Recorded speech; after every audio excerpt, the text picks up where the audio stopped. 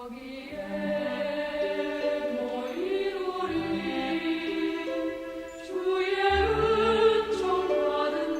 읽어드린 요한복음 1장은 요한복음의 서론입니다. 이 서론이 대단히 중요한데요. 특별히 요한복음 1장만큼 예수님이 하나님이라는 사실, 예수님의 신성을 정확하게 드러내는 말씀이 없습니다. 요한복음 1장은 성경 가운데 대단히 중요한 위치를 차지하고 있습니다. 예수님은 어떤 분이냐? 예수님은 영원전부터 성부 하나님과 함께 계신 성자 하나님이십니다. 예수님은 처음에도 하나님이셨습니다. 성부 하나님과 함께 천지 만물을 만드셨습니다. 예수님이 육신을 입고 이 땅에 오셨을 때도, 그때도 땅에 계실 때도 예수님은 하나님이셨습니다. 예수님 오시기 전에 이 세상은 캄캄한 세상이었습니다. 예수님이 오셨다고 하는 것은 어둠 가운데 빛이 임한 것을 의미합니다. 어떤 빛이냐? 생명의 빛입니다. 그런데 오늘 성경에 있는 대로 5절에 빛이 이 땅에 왔으나 이 세상은 아직도 어둠 가운데 있었고, 그리고 그 빛을 깨닫지 못했다. 예수님의 제자인 사도 요한은 이 빛에 대하여 그 이후로 9절 10절에 보면, 1장 9절 10절에 보면 계속해서 설명을 합니다. 참빛 곧 세상에 와서 각 사람에게 비추는 빛이 있었나니 그가 세상에 계셨으며 세상은 그로 말미암아 지음바 되었으되 세상이 그를 알지 못하였다. 그래서 예수님을 받아들이지 않았다. 예수님을 영접하지 아니했다. 이 성경의 빛이라고 하는 이 말이 히브리어로는 오르, 헬라 말로는 포스 이렇게 말합니다. 이 빛이라고 하는 것은 하나님께서 이 세상에 해와 달과 별을 지으시기 전에 존재한 빛입니다. 어디에서 나오는 빛이 아닙니다. 어디에서 반사되는 빛이 아닙니다. 스위치를 올려서 뭐가 탐으로 말미암아서 연소되어서 생기는 빛이 아니라 천지와 만물을 짓고 해가 창조되기 전에 이 세상에 임했던 빛은 바로 하나님으로부터 오는 그런 생명의 빛이었습니다. 여러분, 오늘도 그렇지 않습니까? 우리가 눈으로 보는 빛만 있습니까? 적외선도 있잖아요. 안 보여요. 자외선도 안 보여요. 엑스레이로 우리 몸을 구석구석 다 찍는데도 그게 빛이 안 보입니다. 스위치 철커덕 올리면 찍어지는 거예요. 그 빛이 어디 있는지 알 수가 없어요. 하나님께서 하나님으로부터 나오는 그 빛, 하나님 자신으로부터 나오는 그 빛을 이 세상에 비춰주셨는데, 그 빛은 이 세상에서 나오는 그 어떤 빛과도 비교가 되는 그런 전혀 다른 빛이다 라고 하는 것입니다. 성탄절이 되면 우리가 잘 묵상하는 말씀 가운데 이사야서 9장 2절 말씀이 있어요. 흑암 가운데 행하던 백성이 큰 빛을 보고 사망이 그늘진 땅에 거주하던 자에게 빛이 비추도다. 예수님께서 이 땅에 오신 것은 사망이 이 세상을 덮고 있을 때 예수님은 누구로 오셨느냐? 빛으로 오셨습니다. 이사야가 예언할 때 그때 당시 이스라엘 상황은 어떤 상황이었느냐? 북이스라엘은 아람, 그 다음에 아수르의 고통을 받고 있던 때입니다. 남유다도 바벨론에게 고통을 받습니다. 특별히 접경지대, 국경지대인 갈릴리 땅, 스불론 땅, 납달리 땅은 계속해서 고통스러운 그런 일을 겪는 그런 때였습니다. 그때에 성경은 말합니다. 흑암 가운데 큰 빛이 임했다. 사망의 어둠 가운데 있는 자가 에게 빛이 비춰졌다. 이 빛은 세상에서 나온 빛이 아니라 바로 하나님이 주시는 빛이다. 그리고 이 세상에 예수님을 보내주신 거예요. 어두운 땅에 빛이 비치겠다고 말씀하시며 예언하신 그 말씀을 이루신 것이 뭐냐? 예수님이 이 세상에 임하신 겁니다. 그래서 예수님이 이 세상에 빛이 되신 거예요. 예수님은 이 어두움의 땅에 생명의 빛이 되신 겁니다. 사도 바울이 하나님의 부름을 받기 전에 어둠 가운데 있었습니다. 그는 예수님을 몰랐어요. 그래서 예수 믿는 사람을 핍박하기 위해서 가고 있을 때 그때 빛을 만났습니다. 성경에 보면 빛이 낮 12시인데 빛이 태양빛보다 밝은 빛이 그를 둘러쌌다고 그랬습니다. 그리고 그 빛 가운데 음성이 들렸습니다. 네가 핍박하는 예수가 나다. 바울에게 빛이 임하고 그리고 그가 그 빛을 보는 순간에 눈이 멀고 그리고 하늘로부터 음성을 듣습니다. 내가 바로 예수다. 바울은 빛 대신 예수님을 만나고 그가 전에 보았던 모든 것에 대하여 이제는 눈이 멀어버렸고 그리고 예수님을 만나게 된 것입니다. 바울은 그 후에 고린도 후서 4장 6절 7절을 기록했는데 이렇게 기록합니다. 어두운 데서 빛이 빛이라 말씀하시던 그 하나님께서 예수 그리스도의 얼굴에 있는 하나님의 영광을 아는 빛을 우리 마음에 비추셨느니라. 우리가 이 보배를 질그릇에 가졌으니. 여러분, 캄캄한 뚜껑이 닫힌 항아리는 캄캄하지 않습니까? 그리고 주님이 우리의 마음을 열어주시고 거기에 생명의 빛을 비춰주셨습니다. 그 빛이 누구냐? 바로 예수 그리스도입니다.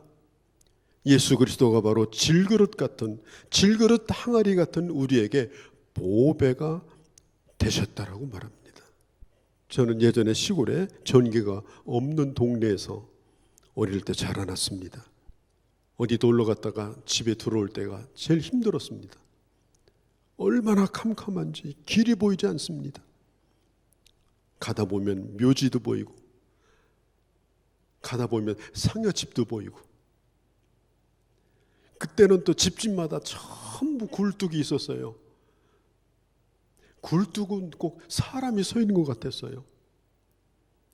유난히 사람을 닮은 굴뚝이 또 있습니다. 다 알지만은 그 어둠 속에 비친 그 그림자 때문에 늘 무서워하면서 밤길을 걸었던 그런 기억이 납니다. 그래서 집마당에 다 오면 빨리빨리 뛰어가지고 안방으로 뛰어 들어갑니다. 캄캄하면요 아무것도 찾을 수가 없어요.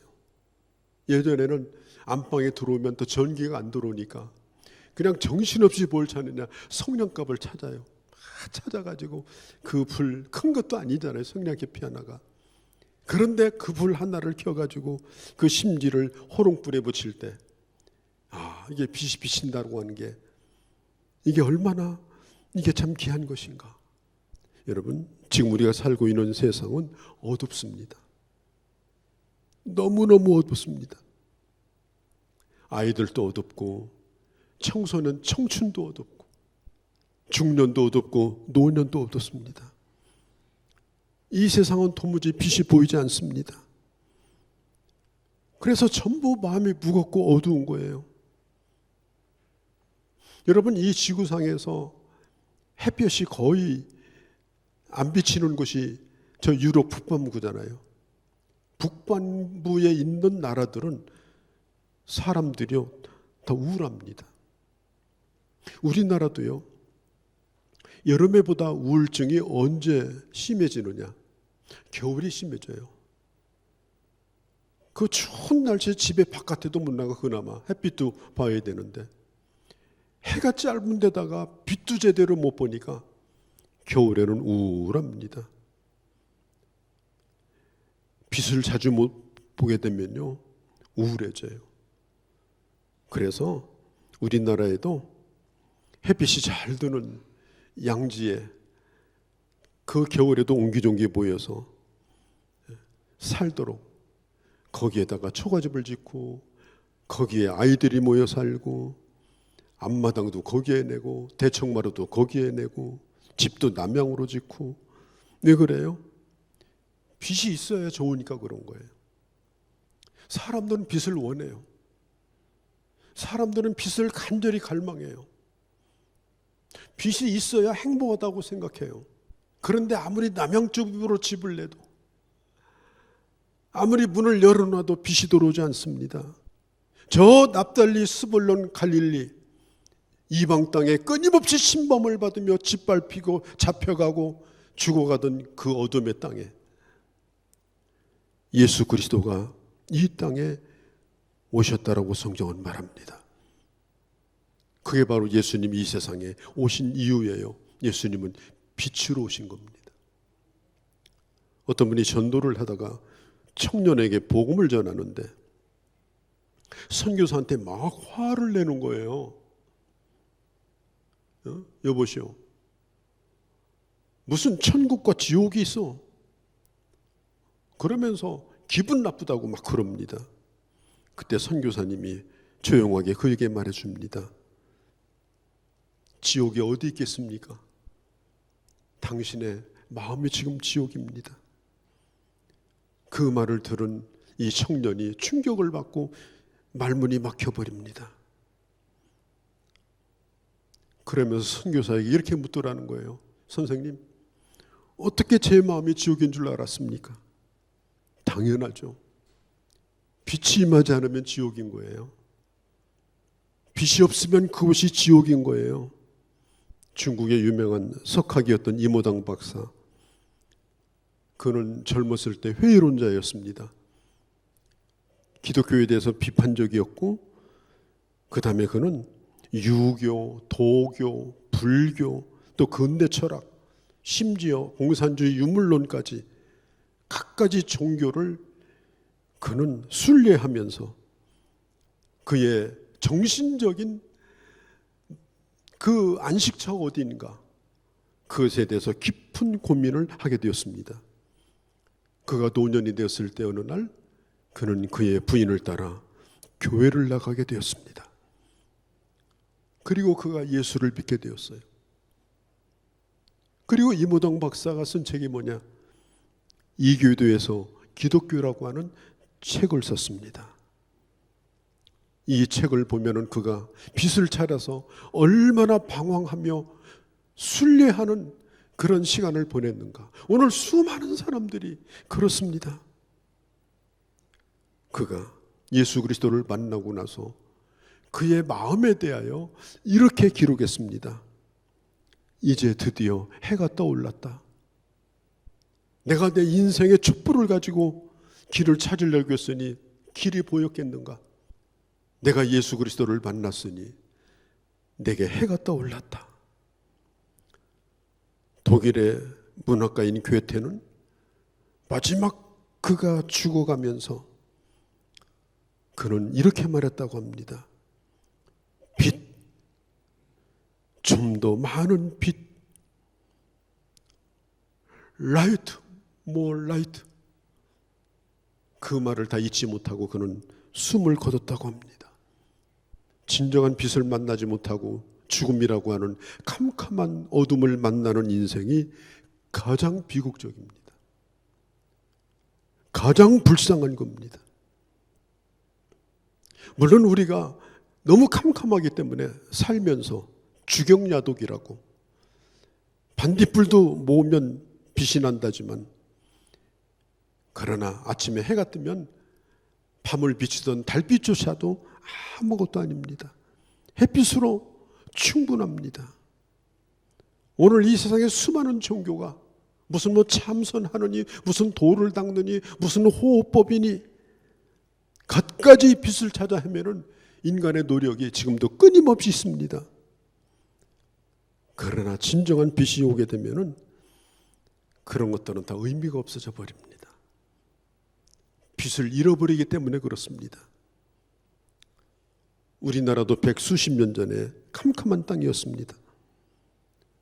그야말로 나라를 잃어버리고 이제는 희망을 잃어버리고 젊은이들도 술로 세월을 보내고 권력 있는 자들은 권력으로 나라를 팔아먹고 그러던 때에, 그때에 선교사들이 이 땅에 들어왔습니다.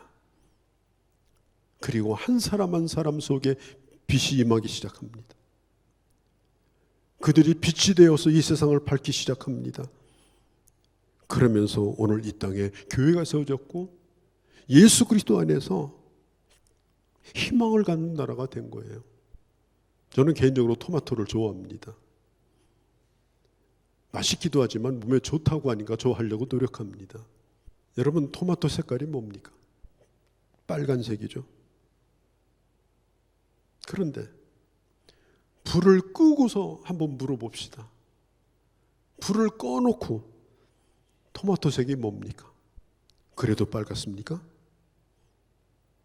검정색입니다.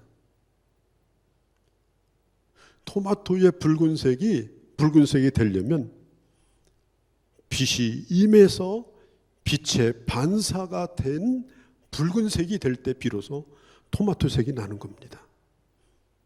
토마토만 그렇습니까? 오렌지도 사과도 우리가 입고 있는 아름다운 옷도 어둠 속에 있으면 그 빛은 다 사라지고 맙니다. 여러분 기억하십시오.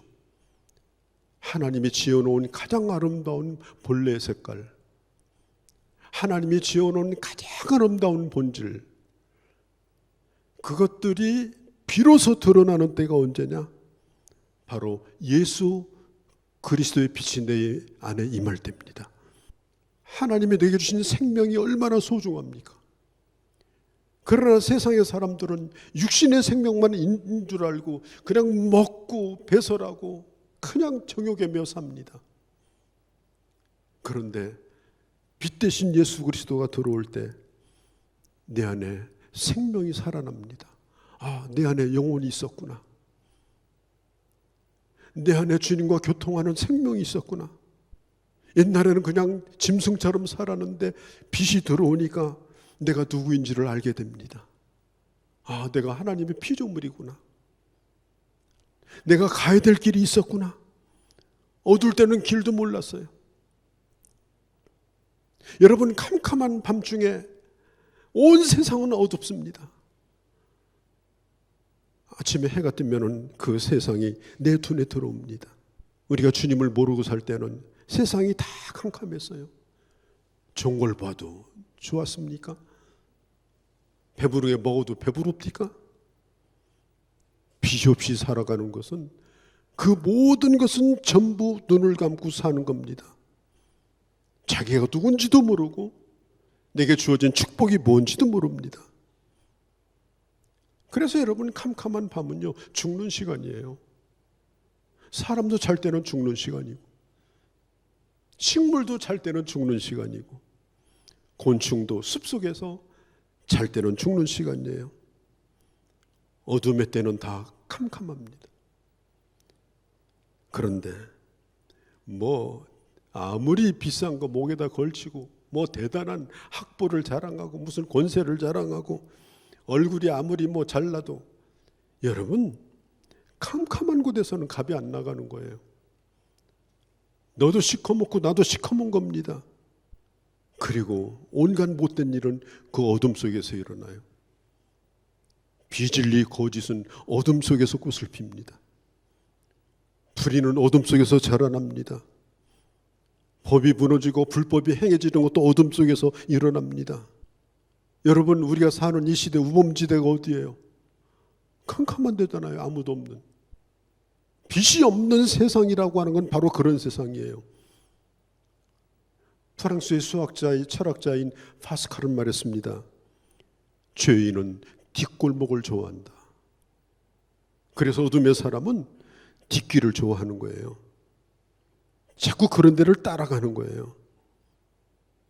여러분, 창세기 1장에 보면 하나님께서 이 세상을 창조하기 전에 이 세상은 흑암과 혼돈과 공허 속에 있었습니다. 그때는 빛이 없었습니다. 태양도 지어지기 전입니다. 그런데 그때 비로소 하나님께서 이 세상에 빛을 보내십니다. 이 빛은 태양빛이 아닙니다. 하나님으로부터 오는 빛이었습니다.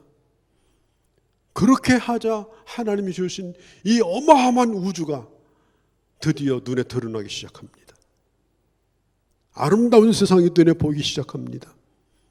너무너무 이 세상이 아름다워서 로마서 1장에 보면 하나님을 안 믿는 사람도 이 세상의 자연의 아름다움을 보면서 하나님이 어떤 분인가를 짐작할 수 있다고 했습니다. 시편 19편에 보면은 성경은 말합니다. 하늘이 하나님의 영광을 선포하고 저 공중의 궁창이 그의 손으로 하신 일을 나타내는도다. 예수를 모르는 사람도 태양빛만 비춰도 이 세상의 아름다움을 보면서 천사를 보내고 감동을 합니다. 그런데 그 빛보다도 사도 바울이 대낮에 햇빛보다 밝은 빛을 보았을 때, 그리스도가 그에게 임했을 때, 여러분, 비로소 이 세상이 바뀌는 겁니다. 이게 중요한 거예요. 예수 그리스도가 우리 인생에 임하는 것이 중요합니다. 우리가 빛 가운데 살면서 자연을 노래하는 것보다 더 위대한 삶이라는 거 뭐냐? 하나님이 나를 이렇게 존귀하게 지었고 소중하게 지었고 그리고 하나님의 형상으로 지었고 그 빛을 볼 때에 내가 누군가를 비로소 깨닫게 되죠. 가정이 뭔지, 내 자식이 뭔지 모든 것이 다 아름다운 거예요. 아침에 먹는 밥상 한 그릇도 그렇게 아름다워요. 빛이 내게 임하니까 세상에서 볼 수 없는 것들을 비로소 보게 되는 겁니다. 태양을 등지면 영원히 그 앞에는 그늘만 있을 뿐입니다. 마찬가지입니다. 빛 대신 예수 그리스도를 등지고 살면 어떤 인생을 멋지게 살려고 해도 살 수가 없어요. 그늘을 앞에 두고 삽니다. 캄캄합니다. 제가 창세기 1장을 얘기했는데 성경 마지막이 뭐냐면 요한계시록이에요. 요한계시록에 보면 21장에 하늘에서 하나님이 지으신 새하늘과 새 땅이 하늘로부터 내려온다고 그랬습니다. 그리고 그 거룩한 성에 대하여 마치 스케치를 하듯이 계시록은 그것을 기록하고 있습니다. 제일 먼저 기록하는 게 뭐냐? 그곳에는 하나님의 영광과 어린 양 대신 예수 그리스도의 빛이 가득하다. 그곳에는 태양이 없어도 어둠이 없습니다. 거기에는 밤이 없습니다. 빛만 가득합니다. 빛이 가득하니까 악이 존재하지 않습니다. 죽음도 없습니다. 슬픔도 없습니다. 눈물도 없습니다.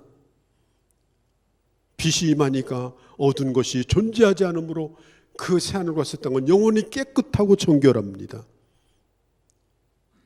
그게 우리가 앞으로 들어갈 빛 가운데 거하는 하나님의 나라입니다. 예수 그리스도를 우리가 이 땅에서 모시고 예수 그리스도 안에서 살아가는 삶이라고 하는 것은 바로 앞으로 우리가 경험할 그 나라를 이 세상에서 누리는 복된 시간을 우리는 그리스도인으로서 살고 있는 거예요. 요한복음 8장 12절에 보면 나는 세상의 빛이니 나를 따르는 자는 어둠에 다니지 아니하고 생명의 빛을 얻으리라. 나는 세상의 빛이니 나를 따르는 자는 어둠에 다니지 아니하고 생명의 빛을 얻으리라. 요한복음 8장에서 이 얘기를 들었던 바리새인들이 말합니다. 당신이 무슨 세상의 빛이냐? 당신 목수아들 아니냐? 이렇게 말하니까 요한복음 8장 19절에서 예수님이 이렇게 말씀합니다. 이에 그들에게 묻되 내 아버지가 어디 있느냐? 바리새인들 그들이 물었습니다. 예수님에게 내 아버지가 어디 있느냐? 예수께서 대답하시되 너희는 나를 알지 못하고 내 아버지도 알지 못하는도다. 나를 알았다면 아버지도 알았으리라. 우리가 하나님을 어떻게 만나요? 예수 그리스도를 만날 때 우리가 하나님이 누군가를 알게 돼요. 우리는 하늘에 계신 하늘님을 믿는 것도 아니에요. 천지신명을 믿는 게 아니에요. 구원자인 예수 그리스도를 보내주신 하나님을 믿는데 그 하나님을 어떻게 알았어요? 이 세상에 육신을 입고 오신 예수 그리스도를 만남으로 빛 대신 예수 그리스도를 알게 되어지고 그리고 비로소 우리가 하나님을 알고 하나님을 믿게 된 것입니다. 오늘 이 세상의 종교는 스스로 빛을 찾으려고 노력을 해요. 일단 눈부터 감죠. 눈부터 감아요. 뭐가 떠오르기를 기다려요. 다리가 저려도 참아요. 허리가 아파도 참아요. 참선을 해요. 그러면 빛이 임한다나 어쩐다나. 빛이 임합니까? 빛은 인간의 속에서 나오는 게 아닙니다. 빛은 밖으로부터 비추는 겁니다. 태양빛도 내 안에서 태양이 빛나는 게 아닙니다. 태양으로부터 오는 빛을 우리는 받습니다. 내게 생명을 주고 내게 기쁨을 주고 내 삶에 의미를 주고 나를 참으로 나답게 바라보며 나다운 인생을 살게 만드는 것은 내가 참선을 행하여 명상을 통하여 내 안에 빛이 깨달아짐으로 어림없는 소리입니다. 유명한 성철 스님이 있습니다. 그들의 종교에서는 그분을 성자라고 부릅니다. 그가 얼마나 빛을 찾아서 갈급했는지 몰라요. 보통 수행자들하고는 상상이 안 될 정도로 그는 인간의 한계를 뛰어넘는 수행을 했습니다. 먹지도 않았고 입지도 않았고 평생 거지옷을 입고 그리고 앉아서만 살았습니다.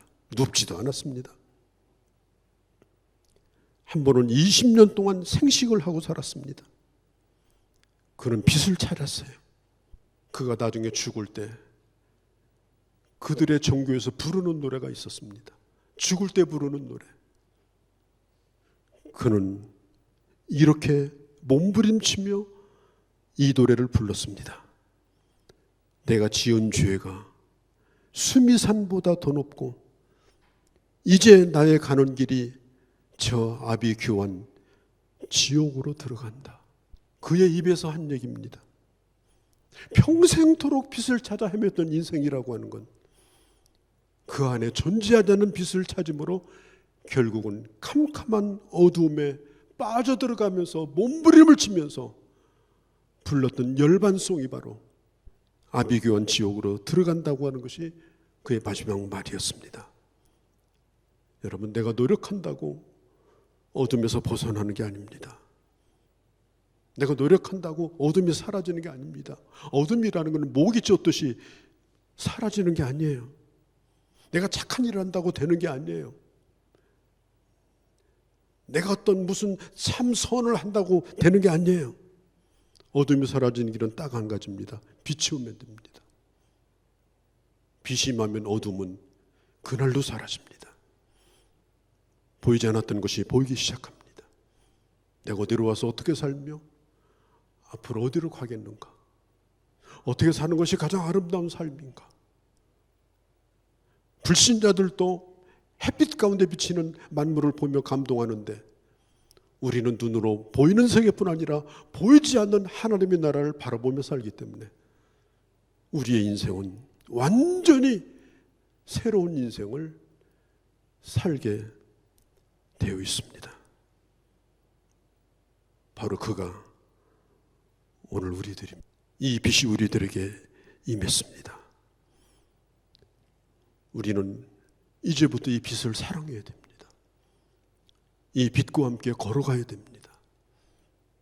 어떤 경우에서도 이 빛을 등지면 안 됩니다. 요한복음 1장 12절 13절에 있는 것처럼 내가 육정으로나 내가 노력으로나 내가 선행으로나 이런 걸 가지고 되는 것이 아니고 영접하는 자, 참빛 대신 예수를 영접하는 자, 바로 그에게 하나님의 자녀가 되는 권세를 주셨다라고 성경은 말합니다.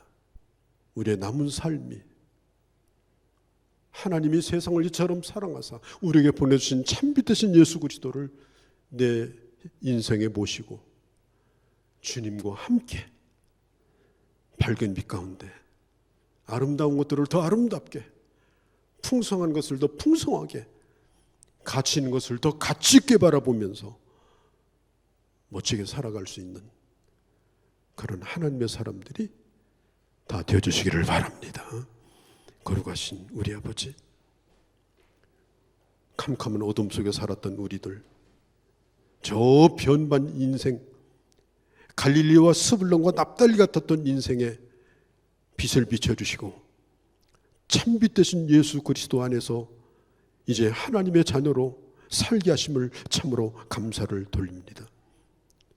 아버지 하나님, 날마다 우리의 영혼이, 우리의 온몸이, 우리의 삶이 생명의 빛으로 충만하게 하여 주옵소서.